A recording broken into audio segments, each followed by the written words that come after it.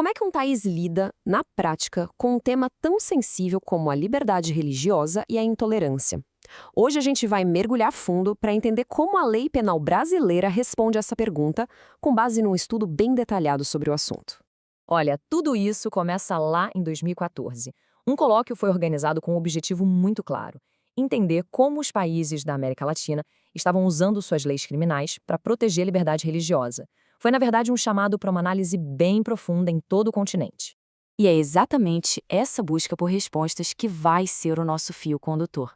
Vamos explorar o que se descobriu nesse colóquio, mas pelo olhar de um especialista que analisou especificamente o caso do Brasil. Ok, vamos direto ao ponto. A pergunta que estava na mesa e que guiou toda a discussão foi essa: como exatamente a lei penal atua para proteger um direito tão fundamental? Que tipo de ferramenta um país tem para definir a fronteira entre o que é uma crítica e o que já vira crime? E para guiar a gente nessa investigação do cenário brasileiro, nossa fonte principal vai ser o trabalho apresentado pelo jurista Aldir Guedes Soriano. Ele respondeu diretamente às questões do consórcio e, com isso, nos deu um raio-x bem detalhado da situação por aqui. Então, na prática, como o Brasil faz isso? Vamos abrir a caixa de ferramentas jurídica para ver quais são os principais instrumentos que o país usa para defender a liberdade de crença. Bom, no coração de toda essa proteção está o artigo 208 do nosso Código Penal. Dá para pensar nele como a principal linha de defesa, sabe? É o artigo criado especificamente para proteger o sentimento religioso e a prática livre do culto contra ataques diretos de intolerância. Agora, o mais interessante aqui é ver como a lei não é vaga, ela se desdobra em ações bem concretas. O artigo define 3 tipos de crime bem específicos: o escárnio, que é a zombaria pública, a perturbação de uma cerimônia, e o vilipêndio, que é a profanação de um objeto ou ato considerado sagrado. Mas, uma coisa é conhecer a lei no papel. Outra, bem diferente, é entender como ela é aplicada no mundo real, onde exatamente a gente para de criticar e começa a cometer um crime. Essa é uma das questões mais espinhosas desse debate todo.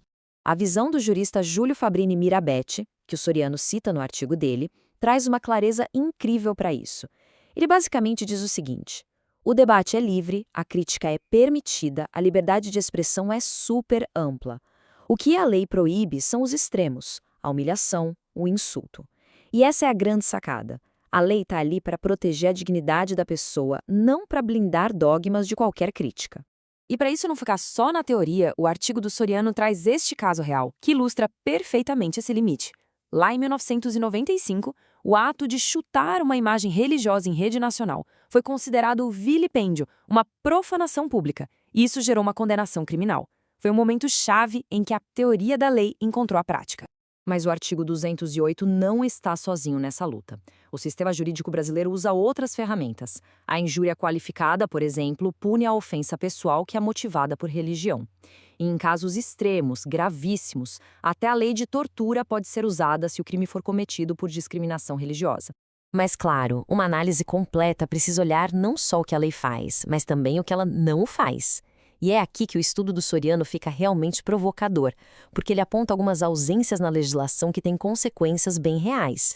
Esse slide aqui deixa a estratégia brasileira muito clara. Repara só, a lei punha injúria contra uma pessoa, mas não existe um crime específico de discriminação religiosa. A lei pune a profanação de um objeto, mas não tem um crime chamado discurso de ódio religioso. A conclusão do Soriano é que o Brasil escolheu usar leis mais gerais, de forma indireta. E a grande questão que isso levanta é: será que essa abordagem dá conta de tudo? A falta de um crime específico de discurso de ódio, por exemplo, pode dificultar a punição de ataques sistemáticos a um grupo inteiro. É uma diferença que parece sutil, mas que tem um impacto gigante. Agora, vamos mudar completamente de cenário. Vamos para um lugar onde a liberdade é, por definição, limitada. Mas, por incrível que pareça, é um lugar onde a liberdade religiosa ganha uma dimensão surpreendente e muito humana: o sistema prisional. E as garantias legais, olha, são surpreendentemente fortes. Tanto a Constituição quanto a Lei de Execução Penal são bem claras. A pessoa presa não perde o seu direito à fé.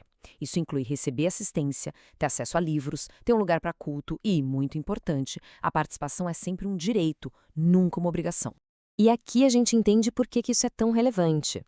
Uma pesquisa que é citada no material chegou a uma conclusão poderosa. A religião, dentro do ambiente da prisão, tem uma influência que é comprovadamente benéfica. Ela foi descrita como a única variável com potencial real de transformar uma pessoa. Essa conclusão é de uma força impressionante e dá uma dimensão humana muito profunda para aquela proteção legal que a gente acabou de ver. Certo. Depois de passar por tudo isso, do Código Penal até a realidade das prisões, qual é o panorama geral? O que a análise do Soriano realmente nos diz sobre o jeito do Brasil de proteger a liberdade religiosa? O que nos leva à conclusão central do estudo. A estratégia brasileira é a de proteção indireta, ou seja, em vez de criar uma lei para cada tipo específico de ofensa religiosa, o sistema usa ferramentas penais mais genéricas, como os crimes contra a honra ou contra o sentimento religioso, para dar conta dos casos de intolerância. E isso nos traz de volta à grande pergunta, que talvez seja mais urgente do que nunca. Numa sociedade cada vez mais diversa, com debates tão polarizados, será que essa proteção indireta, que depende da interpretação de leis mais amplas, é o caminho mais eficaz para garantir a convivência pacífica? O estudo nos mostra um mapa do território, mas a resposta, bom, essa continua em aberto.